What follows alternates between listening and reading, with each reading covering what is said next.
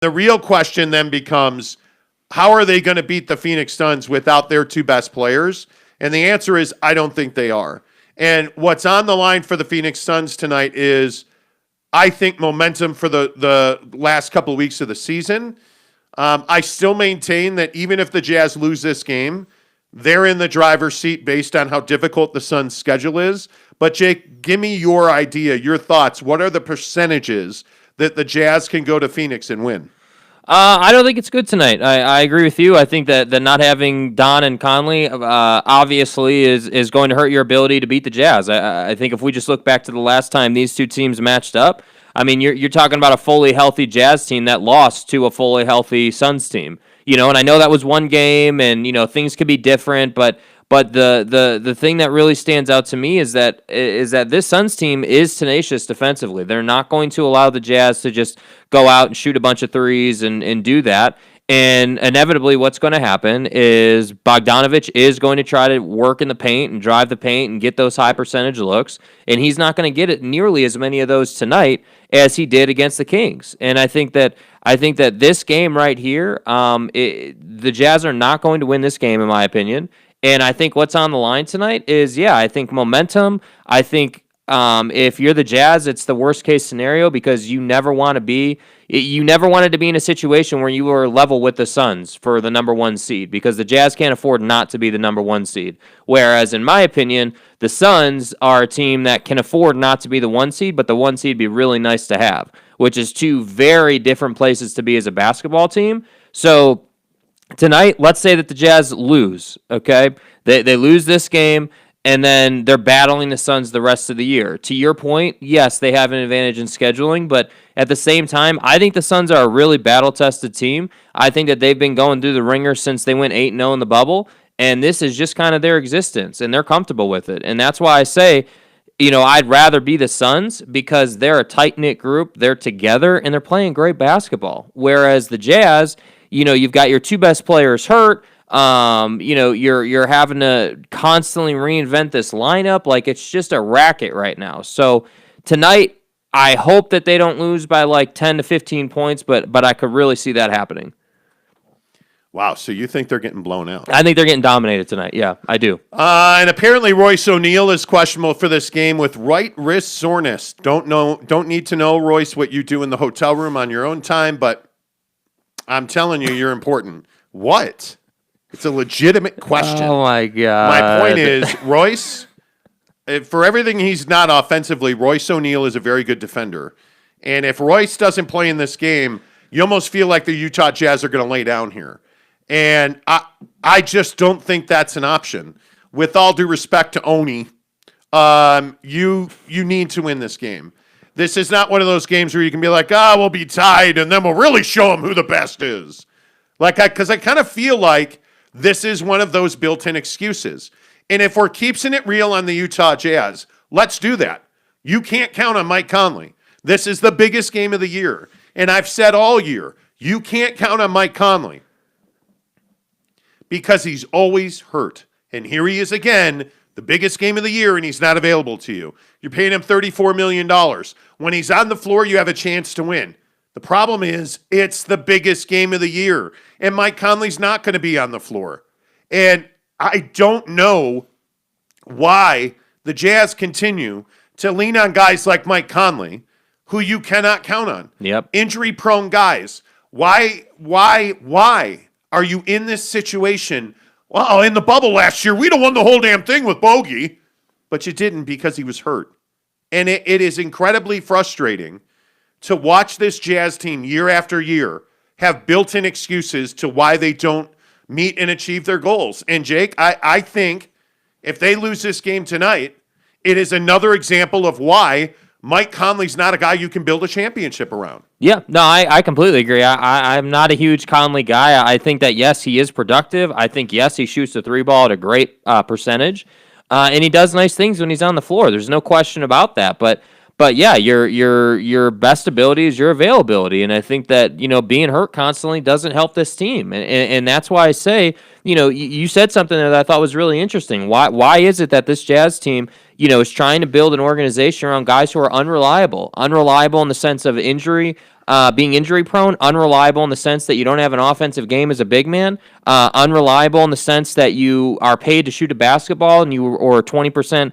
3-point shooter for most of this season, in Bogdanovic. So yeah, this Jazz team has a theme here, and I think that this conversation, I know for a fact right now, comes off as we're being negative on the Jazz, and yeah, it is a negative conversation, but it's the truth. Yeah. At what point do you stop settling for Mike Conley, and do you start going out and making deals for players who have shown you reliability over the course of their career? Because there's plenty of those guys out there. I'm not saying that a guy like let's use Isaiah Thomas as an example, a guy who's undersized, who's got a bad reputation about him. I'm not saying that he's as good as Mike Conley, but what I am saying is the guy's healthy, and when he was with the Pelicans for those 10 games, he did some nice things. Yeah. Why is it that you don't go out and pick up Mike James? Why is it that you don't go out and pick up Aaron Gordon? Because you're not aggressive, because you don't know how to win. That's the truth of it. Yeah, and I think as much as that hurts, I think it's just the reality of it. Good morning, Apow Darkness. Haven't heard that one before. Okay. Welcome he to the says, show. I got to change my damn name, but I got my Nuggets tickets on SeatGeek, and they're still available. The Jazz ticket guy that I deal with, I have a guy there because, well, they get a ton of our money. It says that they don't have any tickets to sell me for the Nuggets game. You're being a hater, bro. He says also I'm a Harriman native. Well, you live right down the street. Man. We're in Daybreak. So good to see you, Apow Darkness. Apow Darkness! By the way, if you're going to be at the Jazz game tomorrow, anybody, well, your last name's Darkness, so stay away from me. But the point is, no, I'm kidding. The point is, if you're going to be at the Jazz game tomorrow, Jake and I will be there. Lower Bowl, thank you very much. If you guys ever want to kick it, we'll flow. Yeah, we can kick it and flow and stuff. We can elbow bump because, we're not allowed to touch and stuff. And it would be awkward if we did anyway. But the point is, we'd love to hang out, say hello. So hit me up on Twitter or wherever and let me know you're there. And we're happy to hook up with you in the concourse, man. Whoa. Easy. Whoa. Let's talk about this game specifically tonight, because as far as the Phoenix Suns go, I think now you have to really focus and dedicate yourself to blowing the Jazz out tonight. Yeah. Because they're not going to have Conley and Mitchell. If you allow this Utah Jazz team to hang around and believe that they can win this game, they can win this game. Yeah. And so I think if you're the Phoenix Suns, you have to come out and assert your authority right away. And you have to show the Jazz that tonight's not the night you're going to get some crazy upset win, because, frankly, we're not having it. And my feeling is that Deandre Ayton's going to have a big game, because Rudy Gobert now certainly is going to have to be a focal point. And I think if you look at Bojan Bogdanovic, he's going to have to do what he did the other night in Sacramento, which is get down on the block. And remember, they're not going to have Jay Crowder or Dario Saric, it doesn't look like. So that's a big thing. If you're the Phoenix Suns, who do you defend Bojan Bogdanovic with? I think you definitely have options. I mean, I could see Bridges taking him. I think he's too big for Bridges. Yeah, maybe. I don't know. I mean, I guess it just depends. I mean, so this is the thing with the NBA, right? Like on paper, you're like, okay, CP3 is matching up with this guy and that guy and the other guy, so you can lay the matchups out on paper. But the fact is that, in this game, there's going to be a ton of switching. If you're the Jazz, you're going to try to play that matchup zone that they've seen. And frankly, I really liked what they did, going back to the Wolves, the 2-game set with the Wolves. I really liked the matchup zone that they played early in that first game, where they were making sure that if Karl-Anthony Towns had the ball high, that they were going to defend him with someone other than Rudy so that they could get a better matchup. I wouldn't be surprised if we saw more of that tonight. I wouldn't be surprised if they kind of went into this mode where they made Rudy just a statue in the paint, like essentially just like, hey, you're not leaving this area and the other 4 guys are going to figure out the switch and the matchup. Like, I wouldn't be surprised to see that at all. And I think if you're the Utah Jazz, you have to decide what you're going to be committed to tonight defensively. Are you going to be committed to taking the 3-ball away? Are you going to be committed to just straight up protecting the rim, not letting them get good looks? That's what my feeling is, because the Suns are not the team that goes out and throws up 53s a night. They can shoot the 3, but there's a lot of paint scoring that they do. So I would think that the Jazz are probably going to load up the paint, and they're going to make the Suns beat them from 3. That would be what I would think would happen. Yeah, I would guess. I mean, I think the Bojan Bogdanovic matchup is one of the key matchups in this game. I think if you're the Suns, you have to find a way to limit him. And again, I think Saric and Crowder are 2 guys that you would have done that with. They're both out with I think they both have ankle injuries, so they're not going to play tonight either. So I think you're really going to have to be creative in the way that you defend guys. Because the other thing that I think you can't overlook is that the other end of the floor is a matchup nightmare if you are the Utah Jazz. I mean, you're going to have to essentially play perfect offense.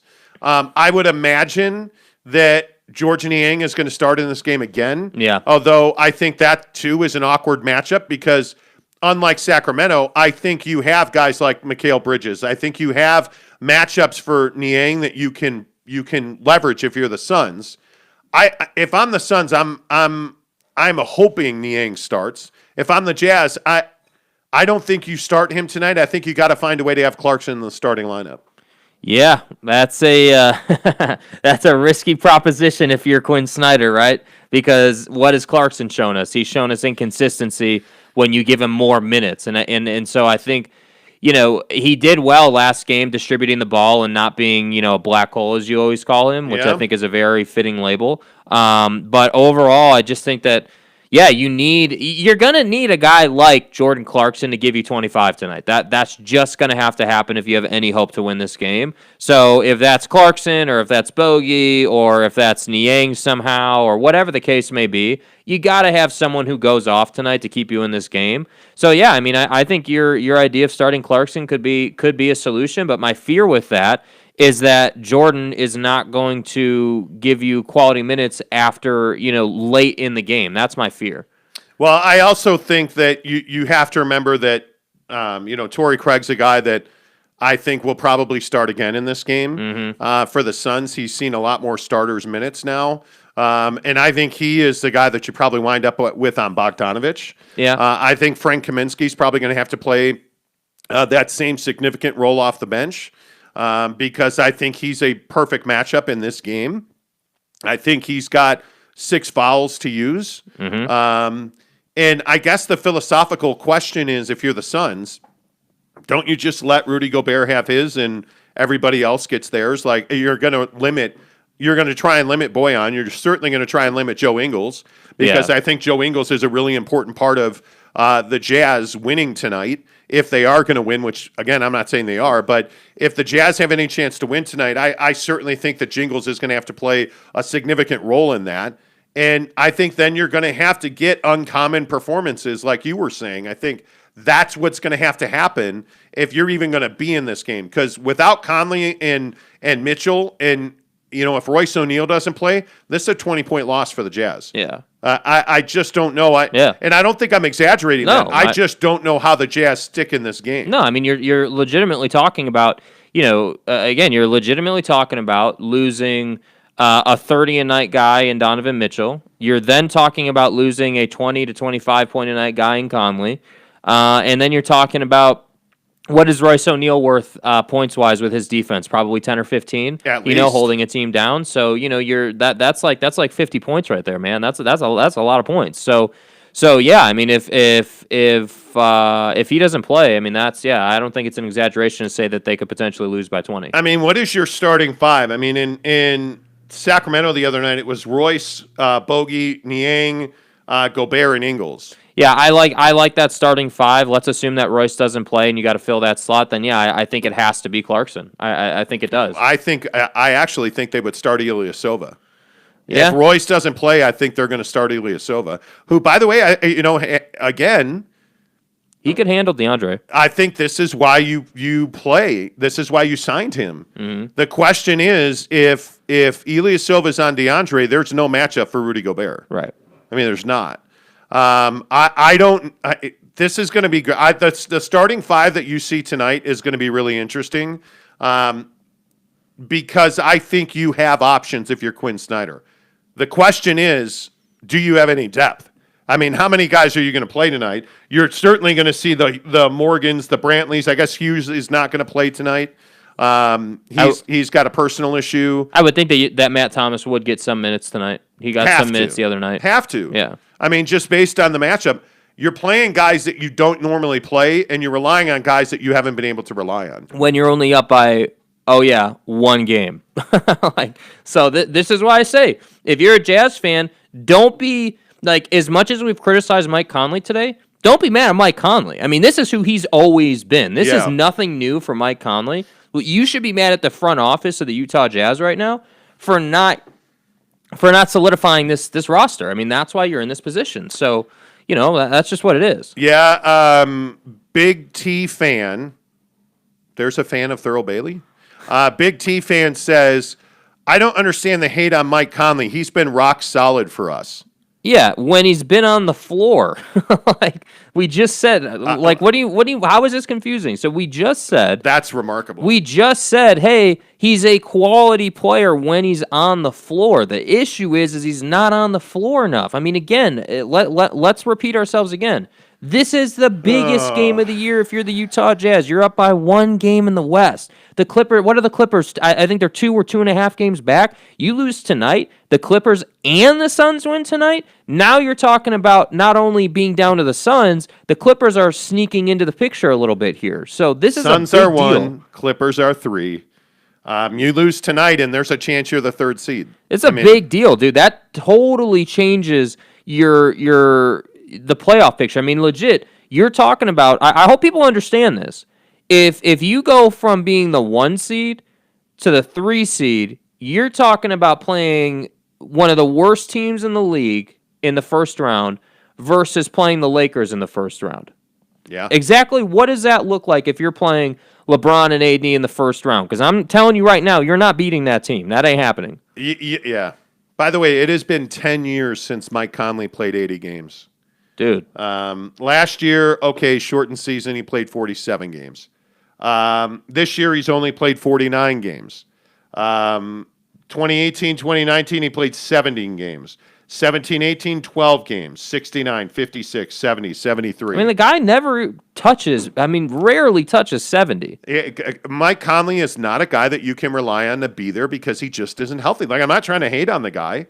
He just is not a guy you can count on. James Knight says, I think you're overstating Phoenix. They're not that good. Boy.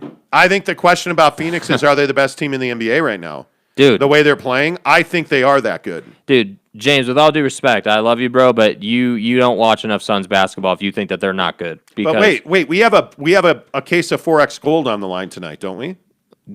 I don't know, James, do we? I think James. I mean, I know we talked about it, but did we commit to it? James is the one who threw that out there. James, do we get a case for every 10 points the Jazz lose by tonight? I think we do. So is that going to be 2 cases, or what are we talking about, bro? James, DHL ships direct to the United States. Hey, let's go. My man. Sack Shea Jazz, good morning to you, buddy. He says, Jazz will surprise the Suns to start the game, but will ultimately lose by 10.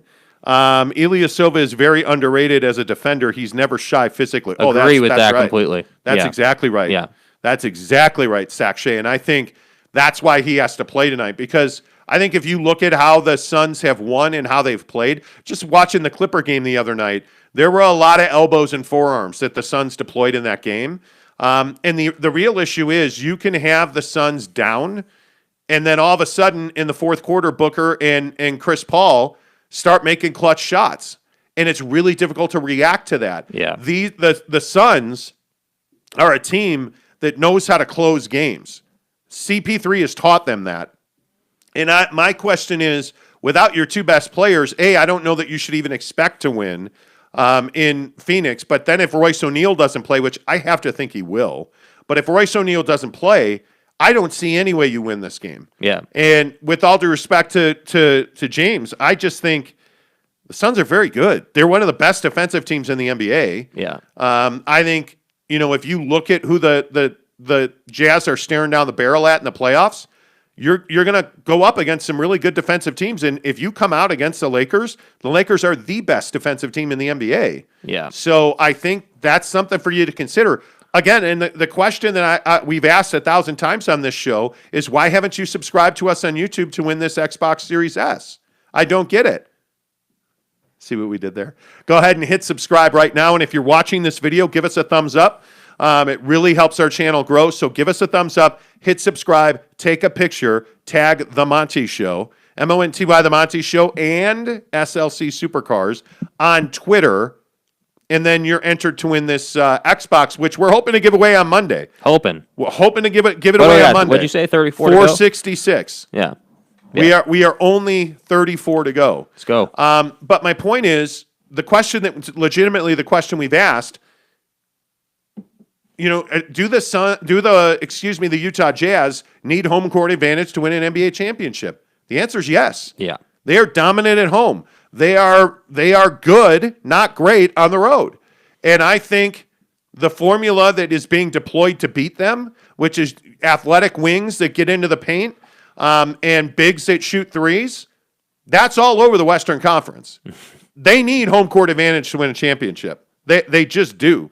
Forgotten Souls says smooth. I know. I'm glad people are giving you credit. That was really good, bro. I mean, that was like professional. That was well done. Sean Mirsinski says, I don't think they're so. I don't think so. They're just being honest. They're without Conley and Mitchell. Yeah. And if you lose, take the two best players off the Suns, Booker and CP3. They're trash. They're not good, dude. They're not good. Take two of the three out of Brooklyn. Bro, look at the Lakers. That's all you got to look at. Yes. Look at the Lakers. That's all you have to look at, man. That's it. And that's why I'm saying, like, this Conley conversation that we've been having, it isn't even a criticism of Mike Conley. Like, yes, it is, but my point is that this isn't about Mike. Mike over his career has been hurt. Mike over his career, as you were just pointing out and reading those games played and how he hasn't touched 70 games in a long, long time, this isn't about Mike Conley. This conversation right here, if you're a Jazz fan, the brass tacks of it is that the front office isn't getting it done. That is the truth of the matter. How is it, again, that the Nuggets went and got Aaron Gordon, the Lakers went and got Ben McLemore? If you don't know who Ben McLemore is, you might want to pay attention. He's shooting the three ball at a really high rate, and he's getting a bigger role with them. How is it that the Brooklyn Nets went and got Mike James from overseas? If you don't know Mike James, he played in the league with the Suns, bona fide scorer, really experienced player. Jazz could have totally used him, especially in a game like this one tonight. So my point is that this is a front office issue. This isn't a, hey, wow, we're surprised Mike Conley's getting hurt, because he's always gotten hurt. You're foolish if you signed him thinking he wasn't going to get hurt. Yeah. That's dumb. Yeah, totally agree. It's not hate. And this is a thing that we try to say this, I feel like, every day. Mm-hmm. It's not hate. If we were hating, we would just be, throwing out ridiculous takes about why the Jazz suck. The Jazz don't suck. The question that we're asking is, are the Jazz elite? Are they the best team in the NBA? Not right now, they're not. When they play, when everybody's healthy and they're at the top of their game, yeah, they're in the conversation, but they're not as good as the Lakers, and they're not as good as the Nets. Everybody else, I think there's legit reason to believe that the Suns and the Jazz are very close. If everybody's healthy and they're both playing their best basketball, I think the Jazz are probably a tick better. The first game showed us what a healthy matchup looks like. I mean, yeah, the Suns edged them out, but that was a very close game. That's one shot here or there. Yeah, I mean, that's what elite NBA basketball is about. One possession here, one possession there. Who executes better? Who makes their free throws? There's not a huge talent gap at the top of any sport, and the Jazz are certainly at the top of the NBA. They are there with what I think is Brooklyn, Philly, the Lakers, Denver, the Clippers, the Jazz, the Suns. Yeah. They're in that group, but not when you're injured. And right now, I mean, everybody's got injuries. Crowder and Sarge are huge players for the Suns. The difference is the formational building block guys, Donovan Mitchell, Mike Conley, are both injured. You look at Devin Booker and CP3, they're playing. Booker's finally had a year where he's played 95% of the games. Knock on wood, he hasn't had that huge injury this year. And what's happening? They're competing to be the number one team in the Western Conference. Yep. Whereas the Lakers have fallen off because of injury. The Nuggets have not fallen off. They just haven't risen because of injury. The Clippers, injuries. You look at the Brooklyn Nets, injuries. And look at Philly. Philly's largely been healthy with Joel and Simmons. Now they've missed some games and some load management has happened. But they're at the top of the East because they've largely been healthy. Yeah. That's the only difference. And Mike Conley, to bring this point around, Mike Conley's not a guy that you can believe is going to be there every night because he's not there every night. That's the biggest issue. Niall Gardner says, I moved to Phoenix from SLC 2 years ago. I watch all Jazz and Suns games. Suns are that good. Niall, I agree 100%. Yeah, I'm with you, man. I'm with you. By the way, I don't miss the heat of the Valley. No. We moved from Phoenix to to Daybreak for that exact reason. Yes, and this morning when it was 52 degrees out and the birds were chirping, Beautiful morning. Amazing. Beautiful morning. Ian says, didn't the Jazz just lose back-to-back to the T-Wolves? They did, and a lot of that's injury. A lot of that is in the second game. Mike Conley was fantastic. They still lost. Yeah. I think, by the way, they didn't lose back-to-back. They got swept all three by the Timberwolves this year. It's amazing. Because the Timberwolves are young and athletic. They attack the rim.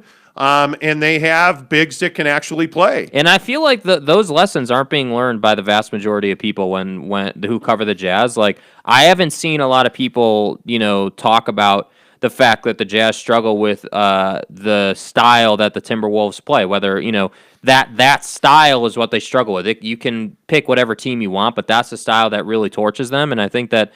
Now, again, as you've said many times, even today, and we've talked about this a ton over the course of the NBA season, there's a formula to beat the Jazz now. And that formula exists because of the limitations of players on this roster, named Rudy Gobert and otherwise. And so that's why I say this team, unlike other teams in the West, cannot absorb injuries. They're right. They're not built to absorb the loss of Jamal Murray and still be the number 4 seed in the West. I mean, they just can't. And so tonight, my biggest thing here and the biggest issue I have overall is not even that Mike Conley's hurt tonight. My biggest issue is that this team was built on the premise of Mike Conley being healthy, and that's a mistake right there. You lost the game before you even stepped on the court. That's right. Because you invested in a player that's not reliable. And so now you're playing the biggest game of the year without your two best players. How is that a reality if you're this Utah Jazz team?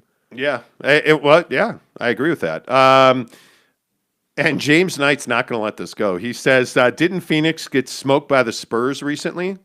Well, what was that, 2 weeks ago, right before that long road trip out east? Mm-hmm. And that I actually think the game was at home in Phoenix. They did.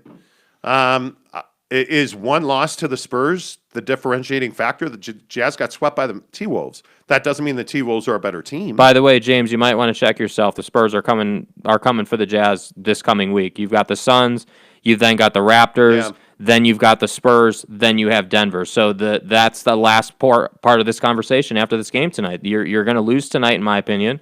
You're gonna lose to Toronto, in my opinion. And then you definitely have to beat San Antonio both times. And then you've got Denver. So the question is, when the hell is Donovan Mitchell coming back? When? We need it desperately. Yeah, my wife's got a Hawaiian shirt on. It's Hawaiian Shirt Friday, apparently. That brings me back to our trip to the Big Island. Anyway, I think every team loses games like the Suns lost to the Spurs. I don't think it's any kind of measure as to what kind of team they are. Because when you go out east and you lose, to Brooklyn, and then you turn around back-to-back and you go and beat the Knicks, who were the hottest team in the NBA at that point, I think that says a lot about your character. And I think to fight through that road trip says all you need to know about the Suns. And now you're in position to have, to take over the number one spot in the West with 3 weeks left in the season. Not long.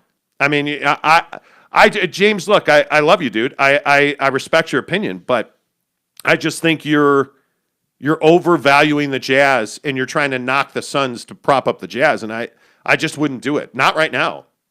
Not right now. I would love to see them in a 7-game series, both healthy. Yes. I mean, that would be an unbelievable series. Basketball fans deserve that. Yeah. But again, I just want to make sure before we switch gears here, I just want to make sure I think the Jazz are going to take the number 1 seed in the West. I think the Suns' schedule, and I'll just read it to you again. Utah at home tonight, at OKC, at Cleveland, at Atlanta. They're losing one of those games. They're going to. You can't play this high of look at where they've come from. At Brooklyn, at Philly, at Boston, at Brooklyn. At Milwaukee, at Philly, at Boston, at Brooklyn, at the Knicks. They lost back-to-back to Boston and Brooklyn on that trip. Home for the Clippers. Mm-hmm. Look how much emotion and energy that stretch of games took. Mm-hmm. Now you're going to play the Jazz for the number 1 spot in the West. Mm-hmm. You're going to fall off. I guarantee you're going to lose to OKC or Cleveland. I mean, and maybe they won't. Maybe they're an elite team that's a badass, and Chris Paul has them thinking right, and Monty Williams has tuned the Suns up. I think that the three of them have this team in a great spot. Monty Williams, Chris Paul, and Devin Booker. Those three are the core of that team, and everybody else follows them.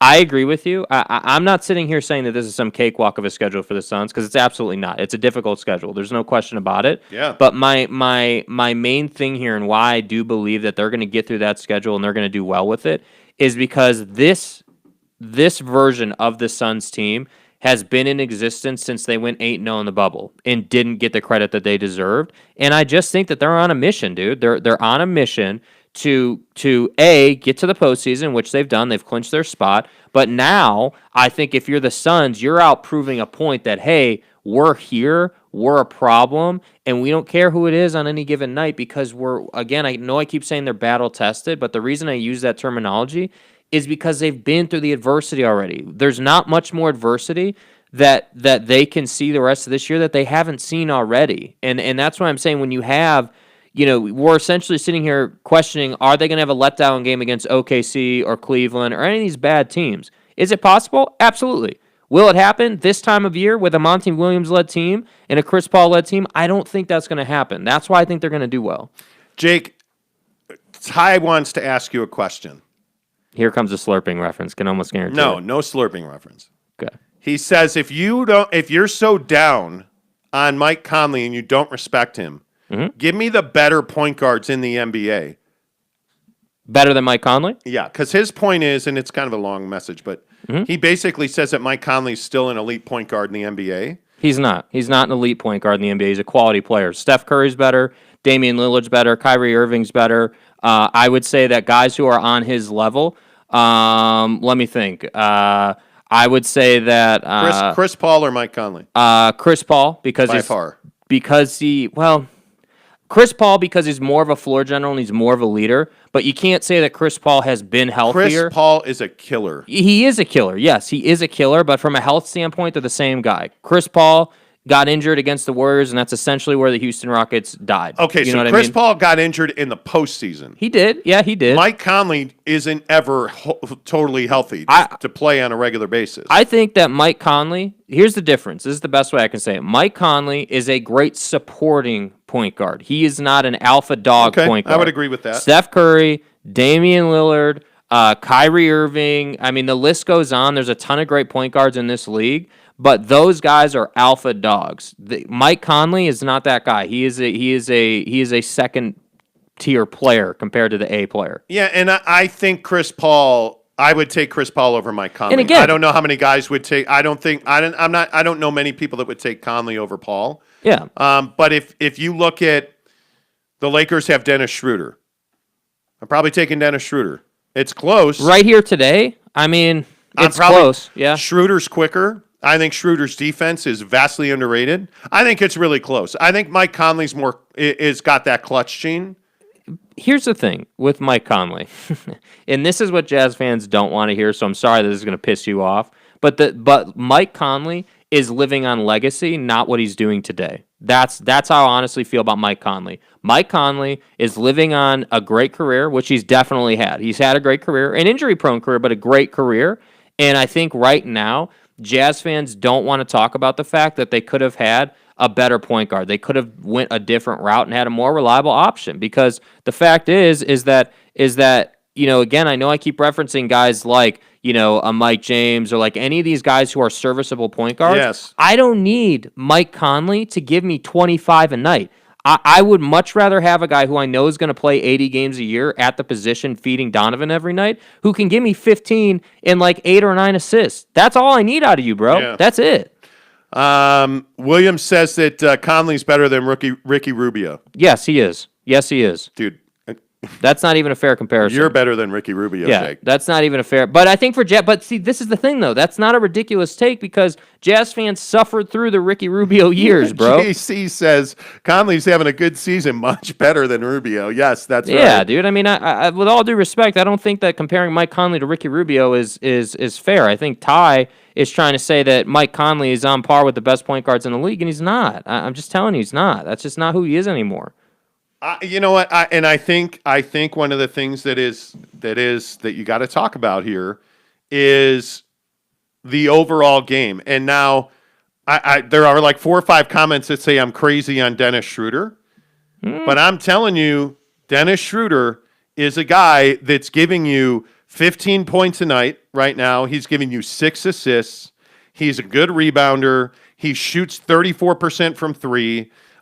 He shoots 47% from the floor. He's healthy. He plays, he is a guy that plays a fast, physical brand of basketball. And he's smart. And he stays healthy. I think he understands how to adapt. Now, I think the Jazz are asking Mike Conley to do too much. Yeah. But Him and everybody else. But Mike Conley's a left-handed basketball player. That right-handed bank shot in Minneapolis the other night was spectacular. Mm-hmm. The 3-ball to give them the lead was spectacular. Mike Conley did everything you could want him to do.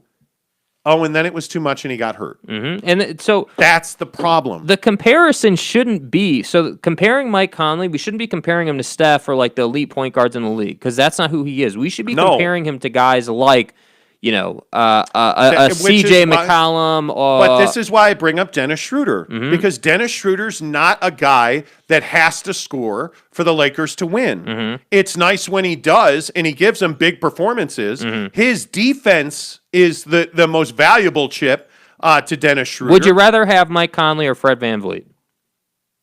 Oh, man. Would you rather have Mike Conley or Kyle Lowry? I think I would. Kyle Lowry for sure. He's battle tested. He's a championship player. Kyle Lowry is the same guy that Mike Conley is. He's just healthy. VanVleet is a man. That's what I'm saying. VanVleet's a tough one. VanVleet's a badass. Yeah, he is but he's banged up all the time like Conley. But VanVleet is a guy that you don't want to go against. No, you don't. No. And that's what I'm saying. Like, man, that's close, dude. That's what I'm saying. There are other options that I think Jazz fans aren't considering that you could potentially get done. Forgotten Soul says I don't get a bit angry very often, but Dennis Schroeder over Conley. Yeah, but that's go look at it. I know it sounds crazy, but I think Dennis Schroeder's the guy that the Lakers need because he doesn't care if he's in the headlines. Let me ask you guys a question. The listeners, the people in the comments that listen every single day. When is the last time we said something that was outlandish or that was ridiculous and just completely off the reservation? And wrong. When was the last time that we brought you a Jazz take that was wrong or just asinine? We don't give you asinine takes. Go look at the stats. You will see that they are actually closer than you think they are. And by the way, again, the stat that needs to be considered here is games played, availability. That's what you need to be looking at. And I'm just telling you guys, like, again, like a guy like Kemba Walker, again, a guy like, certainly not today, but I think Rajon Rondo 5 years ago, you could have compared these two. They're very similar players. Like I just think that Mike Conley shoots the 3-ball at an elite level. Yeah, that is what his edge is on most other second tier players. And I agree with you. You can't compare him to Steph. Steph's a superstar. He's one of the best players in the world. Yeah. At this point of his career, Mike Conley, you can see that he has the ability to carry a team for like a couple of quarters, but it becomes too much. And I agree with James Knight, who says Mike is 33 years of age, a history of hamstring injuries, load management is smart. Yeah, no point limping into the playoffs. Yeah, Yeah. I don't disagree with that. But he's not load managing right now. He's hurt. He cannot play. And they need him. This is their big this could be the Alamo. This could be the watershed moment for the Utah Jazz. If they lose tonight, and that seems probable now. If they lose tonight, are they ever in sole possession of first place in the West again? I think they will be, based on the schedule. But now you got to go and earn it. And instead of assuming, which you've assumed, now you have to go and earn it. After everything you did in the first half. And this is why when you lose badly to teams like Minnesota, and you look back and you're like, damn, how did we not win, home court advantage? Well, because you got swept by Minnesota. Yeah. And when you go back up and down this schedule and you look at the Charlotte game and you look at games where, damn, bro, we just did not play good basketball. You bitched about the officiating in the Philly game instead of winning the actual game. You didn't beat the Clippers when you should have, when you were a healthy team.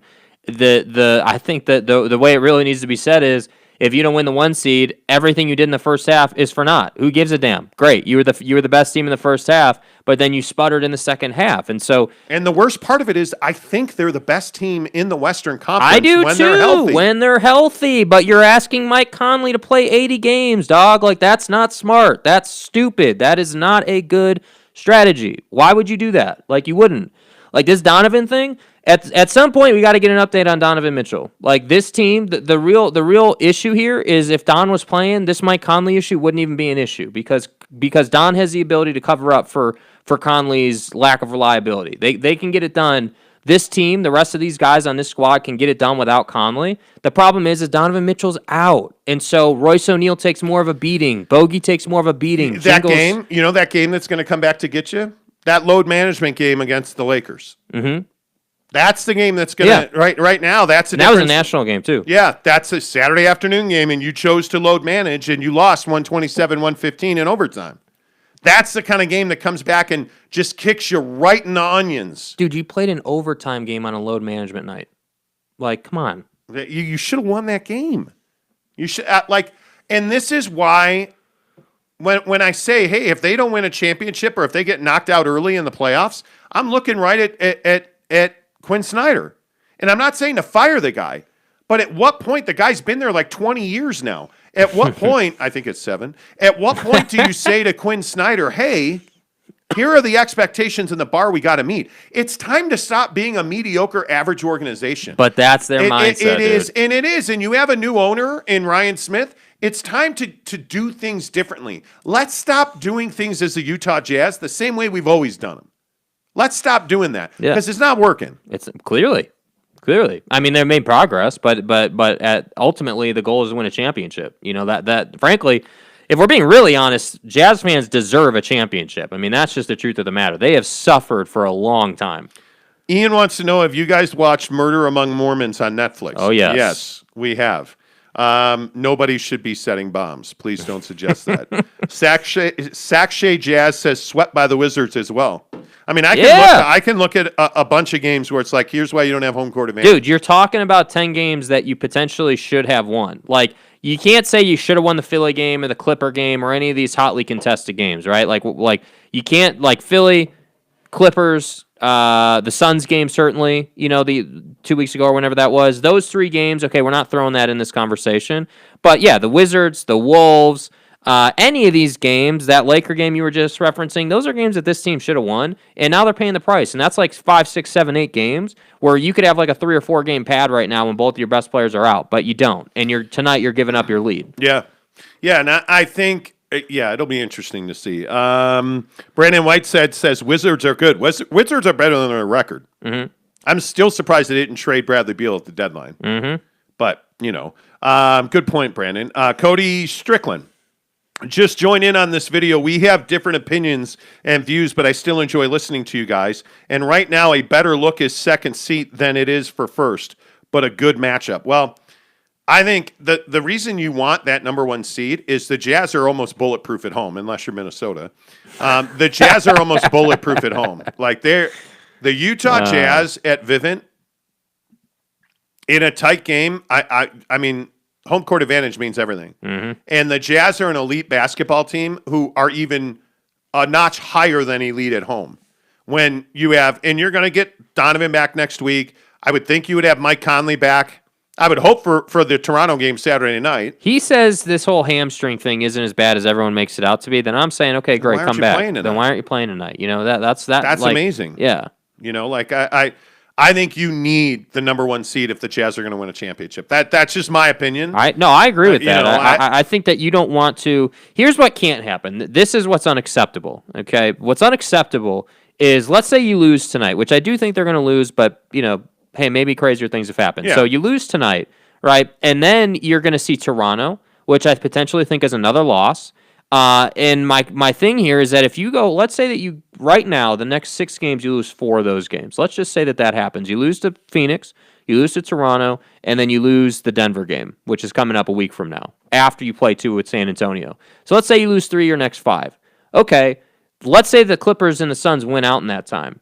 Now you're talking about potentially being a 3 seed. That is entirely unacceptable. And I think everybody would agree with that. You cannot be a 3 seed playing a 6 seed in the Lakers. Let's just assume the playoffs started today. Yeah. And okay. let's go top 8 in the West. Yeah. Okay, so the Spurs and Warriors are out. They're 9 and 10. Okay. The 1 seed right now would be the Utah Jazz versus the Memphis Grizzlies in a 1-8 matchup. Jazz would win that. Okay, let's bump the Jazz down to 2nd seed. Right now it would be Jazz and the Portland Trailblazers. I think the Jazz win, but I think that's a grind. Are you really telling me that we don't need the number 1 seed? I mean, are you serious? I mean, look, if they bump down to 3, the 3-6 matchup, oh boy, would be the Utah Jazz and the Dallas Mavericks. And it's going to go into crisis lockdown mode here at the house. Dude, Yeah, you're I in want trouble, nothing dog. to do You're with in the trouble. Dallas Mavericks. Dude. I want nothing to do with the Dallas Mavericks. Yeah. I mean, that team, I don't know how Luka does it with that fat ass of his. I don't know. Him and his hot mom just find ways to win games. I probably shouldn't say that anymore. She's hot. What do you want from me? You're welcome. Yeah, I mean, you're welcome. Go look up Luka's mom. She's hot. Just Google search Luka's mom.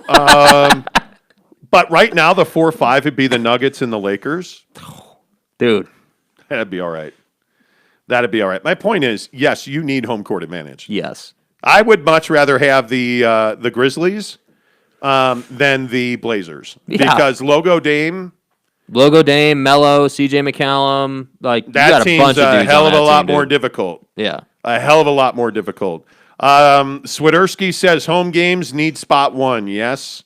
Cody back in says, yes, I agree. Home court advantage is good, but assume the Lakers take out the Suns. We still have home court for the rest of the playoffs.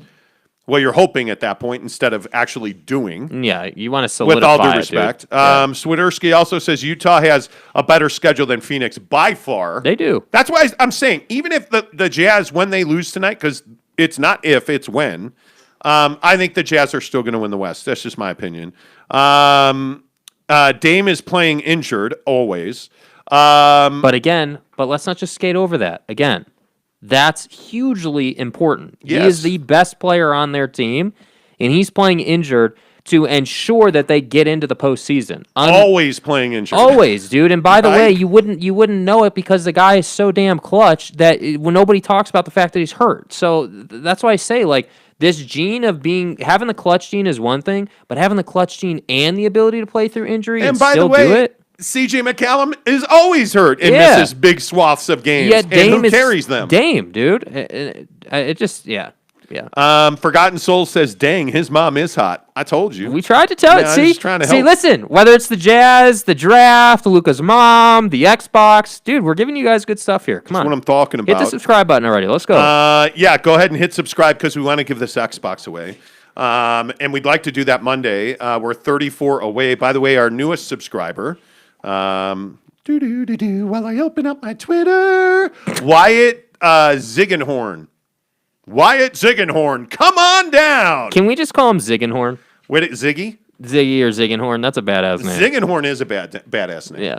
Welcome to the show, Ziggenhorn. Appreciate you being here. You are now entered to win the Xbox, which we'd like to give away on Monday, but we got to be at 500 subscribers. So go ahead and give us a thumbs up. By the way, please give us a thumbs up.